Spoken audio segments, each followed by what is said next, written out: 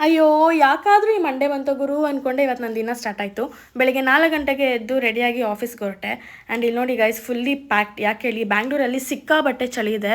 ಬೆಳಿಗ್ಗೆ ಹೊತ್ತಂತೂ ಫುಲ್ ಗಡಗಡ ಅಂತ ನಡುಗ್ತಾ ಇರ್ತೀವಿ, ಅಷ್ಟೊಂದು ಚಳಿ ಇರುತ್ತೆ. ಬೆಳಿಗ್ಗೆ ಬೇಗ ಎದ್ದಿರೋದ್ರಿಂದ ಒಂದೊಂದು ಸತಿ ನಿದ್ರೆನ ಕಂಟ್ರೋಲ್ ಮಾಡೋಕ್ಕೆ ಆಗಲ್ಲ. So this power nap is required. And ಇವ್ರನ್ನ ನಾನು ಲಾಸ್ಟ್ ವೀಡಿಯೋದಲ್ಲಿ ತೋರಿಸಿದೆ 5 ಗಂಟೆಗೆ ಆಫೀಸಿಗೆ ಬಂದು ನಮಗೆ ಶಾಕ್ ಕೊಟ್ಟರು ಅಂತ. ಯಾಕಂದರೆ ಯೂಶಲಿ ಇವ್ರು ಬರೋದೇ 6:30ಗೆ ಗೈಸ್. ಸೊ ಇವ್ರನ್ನ ರೇಗಿಸ್ತಾ ಇರ್ತೀವಿ. And then we went for tea break. ನಾನು ಯೂಶಲಿ ಟೀ ಕಾಫಿ ಎಲ್ಲ ಕುಡಿಯಲ್ಲ, ಬಟ್ ಇವತ್ತು ತುಂಬ ತಲೆನೋವ್ತಾ ಇತ್ತು ಆ್ಯಂಡ್ ನಿದ್ರೆ ಬರ್ತಾಯಿತ್ತು ಅಂತ ನಾನು ಟೀ ಕುಡಿದೆ. ನಮ್ಮ ಟೀಮಲ್ಲಿ ಬಿಗ್ ಬಾಸ್ ಡಿಸ್ಕಷನ್ಸ್ ನಡೀತಾ ಇರ್ತಾ ಆಯಿತಾ.